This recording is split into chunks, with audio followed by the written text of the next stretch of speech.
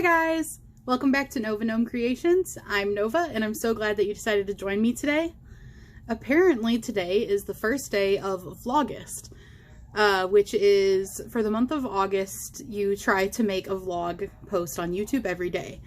I've actually heard of Vlogtober but not Vlogust, so I was like, oh okay, I'll try it. So I can't promise I'll make a video every day, but I was planning on making more YouTube content anyways. My husband's going to be going back to work soon. He's a school bus driver, so I was planning on going to work and making more YouTube content and things like that too. So might as well start a little bit early and attempt to do Vlogust. So this will be more of a vlog style video rather than like a finished makes video or something like really aimed specifically at like my Tuesday updates or my mandala blanket and stuff like that. So let me know if you guys like this type of content. Obviously I'm going to try to do it for the month of August, so that should give you a pretty good taste of if you like this type of content or not. But I do have something pretty exciting that I'm working on that I can talk about today. I've been working on creating some patterns. So, I mentioned this on my Instagram the other day, but I've been working on making a, dice bag pattern. So I've probably made like 5 dice bags at this point, and, I just keep changing the pattern. So, in some of my earlier videos, I'm pretty sure I shared some dice bags. I don't have them, over here with me, and I'd have to go track them down in the house, so I'm not going to. But if you're interested, they'll probably be like my first videos. But they were smaller, and that was one of the things that I knew I needed to change, was to make them larger so that they can hold more dice, because at least in my friend group, everybody has a crap load of dice. So it's not like you're holding one dice set in your dice bag. Also, just a note before I put this one down, I broke into that Mexicana skein that I'm going to be using for the trim on my mandala blanket, and look how pretty this made for a drawstring tie. I love that. I literally only used a tiny bit and just made a chain to slide in here into these posts, and I love it. It looks so cool. So I made that one, and then I was like working on honing in on the pattern, and I think that this is going to be the pattern, the finished pattern concept. Don't mind the color selection. This just happened to be what I had sitting next to me in my project bag, and so I used these. I specifically get these colors to make things for my sister because she's a big fan of like mustard and earth tones and things like that. So a lot of times when you see me making things in these color palettes, it's for her. I actually think they look good too. I'm like a big fan of color in general, so like any kind of color palette, I usually like it.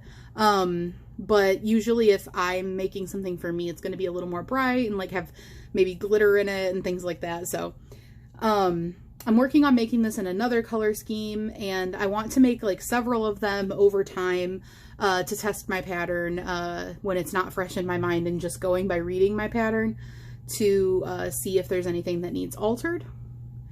But that's what it looks like. And then here's what it looks like cinched. And you can tie like a little bow or whatever, but I'm not going to for the purposes of just displaying. And then that's what the bottom looks like. So, you know, pretty simple. I did some double crochets. The bottom is double crochets, and then I switched to single crochets, and then I switched back to double crochet at the top because I really like the way that that looks with the ties in it. My earlier ones that I made, I just did single crochet, and I wasn't as big of a fan. So yeah, I think I've got the increases, decreases, amounts of rows, what stitch I want to use, and all that figured out. So keep an eye out in the future for that.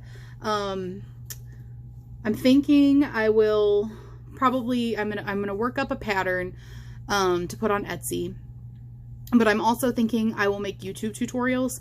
And so like the pattern is like a little just extra thing that you can get if you want to have a copy of the written pattern. But then also I'll make a YouTube tutorial to go with it, or to go with the item, to make the item. And then I'm not planning on charging too much for patterns. And I also know some people would prefer a pattern over a YouTube video, so those might not even be the same people that would rather have the written pattern. But I know sometimes when I'm following a YouTube video, if I really want the written pattern, I'll go buy the written pattern from them, because I like YouTube videos, but I also like having like a hard copy or a written copy of what I'm doing too, especially if I remake something, because I don't necessarily need the YouTube video every time, or at least I could go and refer to it when I need it, making it in later projects. So I like having written copies of things though, and that's just a personal preference. I'm sure a lot of people have also though. You know, I'm the person that likes to have a copy of any book I read. I'm not a big ebook person because I like to have like the hard copy. So that's just how I am. Another pattern that I'm currently working on is a friend of ours has a kid that is going to have their birthday, I think this month now, actually, since today's the first day of August. And he is a ginormous Star Wars fan. And he's a little kid. He's 4. I think he's turning 5. So he's a little kid and he just absolutely loves Star Wars. Like, he can name you all of the ships. Like, if he sees a ship in like a video clip or something, he's like, oh, that's an A-Wing. Oh, that's an X-Wing. Oh, that's a TIE fighter. Like, he knows all of them. Like, I only know like a few and he knows like a ton. So it's honestly really impressive. So I was thinking about what I could make him for his birthday. And one of the things I was thinking about was, you guys might have seen these like little popsicle holders. I've seen them a lot this summer, like as being popular for little kids. I actually have a pattern for a Pac-Man one saved, for like a Pac-Man ghost. But basically, you know, those little plastic popsicles that you can buy, I think they're called Freezies or something, but they're like the little plastic rectangular pouch, like stick ones, and then they have liquid in it, and you put them in the freezer and freeze them. They're not like in the frozen section or like already in the freezer, those kind.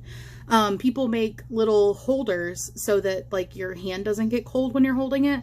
And I've seen quite a few different ones for those, which I thought they were really cute, but I have no, you know, personally, I have no need for something like that because, we don't have any little ones, and I don't even like that type of popsicle personally. But also, like, I feel like they're just more of like a little kid thing probably, especially in the summer, you know, having a lot of popsicles. So I was like, I should make him a lightsaber hilt popsicle holder.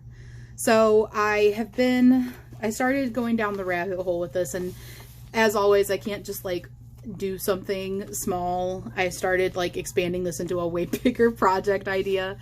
So I just found this picture on Google. So this isn't like something I drew or anything, but it's just a bunch of lightsabers, and it has like the name of the person's lightsaber, and I drew like the colors of their lightsaber blades, which the lightsaber blade will be the popsicle.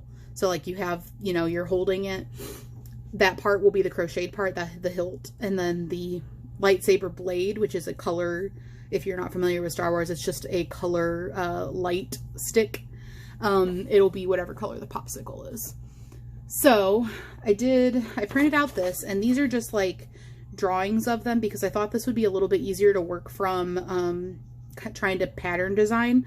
And then I also, of course, had Google up, and I was like looking at 17 different pictures of the specific lightsaber that I'm trying to make right now is Luke Skywalker's. So I Googled Luke Skywalker's lightsaber, and well, Luke Skywalker's lightsaber hilt, and then I was just like pulling up picture after picture, just like looking at the details,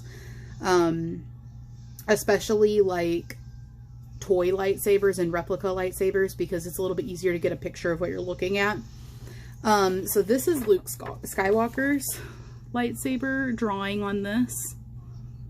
And obviously this is going to be for a popsicle holder, so it's not going to be that detailed because it needs to be a relatively uniform cylinder, because you're sheathing the popsicle into it. So it's not going to have like, you know, a lot of difference in sizes between like skinnier bits and like larger bits. So I'm definitely not a, sketch artist or something, so this is, you know, just my very rough drawing of my idea. But here is, oh, and don't mind that it's see-through, or that you can see stuff on the back. I'm using scrap paper of something that didn't print properly, so hopefully you could still see that pretty well. There you go. So This is my concept art, I guess, of what I'm gonna do. And I've kind of planned out how many rows long it's gonna be and stuff like that. But I'll have more on that, because what I'm thinking I'll do is I'm working on the pattern for this right now. And I'm thinking once I get it all figured out and, you know, have my pattern figured out and I make it and all that, then I will make a YouTube tutorial, because I think that people would really like this.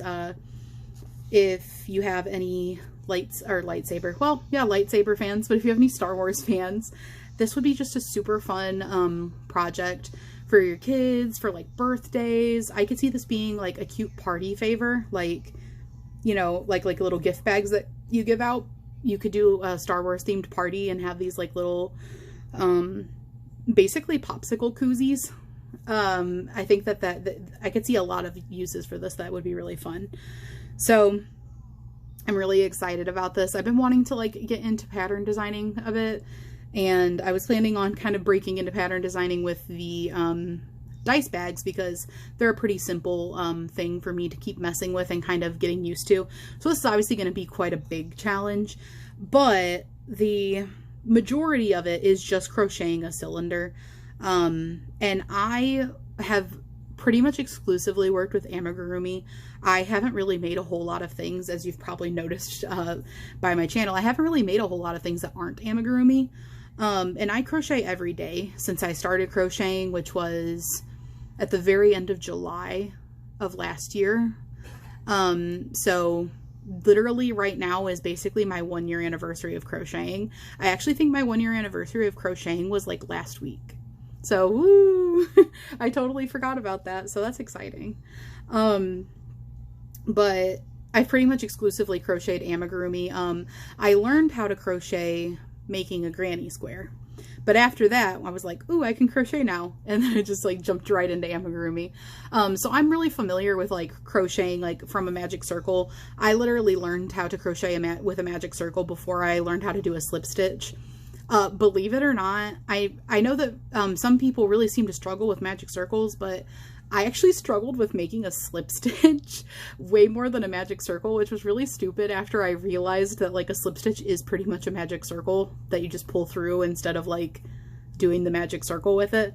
That actually is what made me remember how to do a slip stitch. I, for the longest time, had to Google or like YouTube how to do a slip stitch every time I had to make a slip stitch start to a project, because I was so used to starting everything with a magic circle. I just didn't know how to start a project with a slip stitch, which is really funny to me now. So I'm really familiar with magic circles, and doing something like a cylinder, you know, like with a base, because it's going to sit into the bottom of the popsicle is going to sit into it, and then it'll go up around it. So that's something that I'm very comfortable with the idea. I already figured out how I'm doing that, and then doing color changes for the different like stripes on the different pieces on there. I'm really familiar with doing color changes and stuff like that. So the hardest part for me is going to be this. Oops, I forgot to put a paper behind it so that it's not quite as see-through.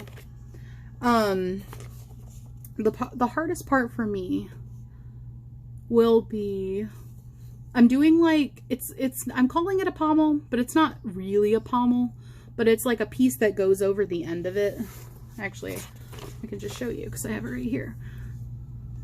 In the drawing, it just looks like a cylindrical piece, but in like the actual pictures of the lightsaber that I've looked at, it has like little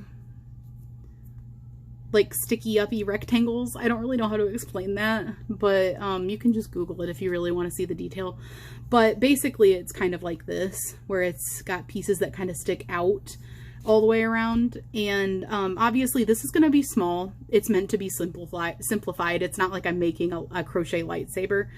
I'm making a popsicle holder. So I'm thinking I'm going to try doing alternating stitches, back loop only. Whoa. Sorry about that. I'm going to try alternating my stitches for that part with a back loop only and a front loop only, and see if it kind of creates a like ripple to it, kind of, just to give it some texture, to replicate the fact that it's not just a flat cylinder. But you know, that it's not like a huge deal if it doesn't, because like I said, I want it to be simplified. And then the other thing, which isn't going to be really hard, I've made, you know, like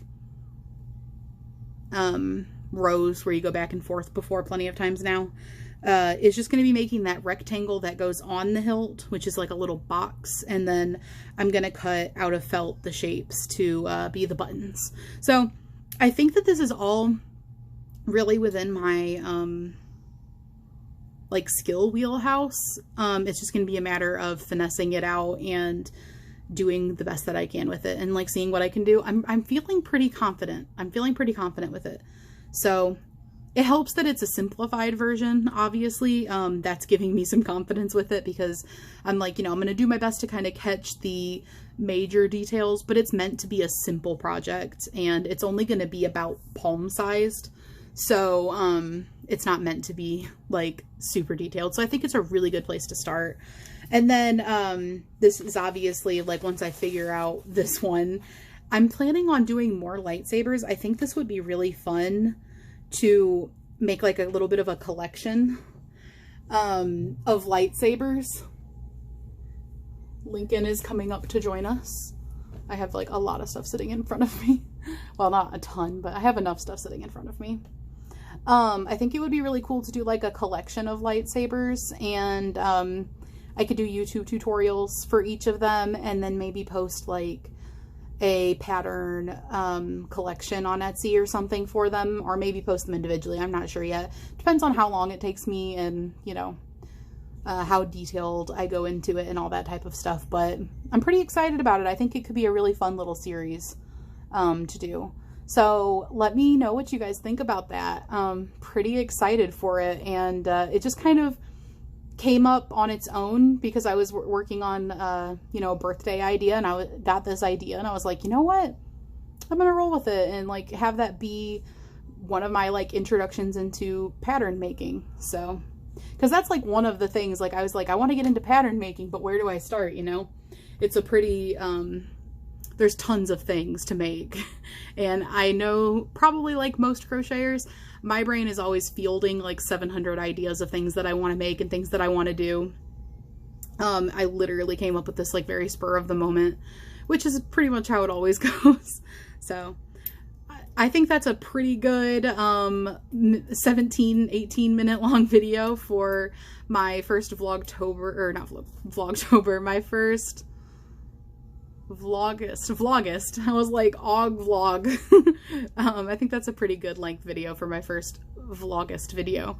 So hopefully I'm able to keep up with them, and hopefully you guys enjoy them. And I look forward to seeing you guys on the next video. Bye guys!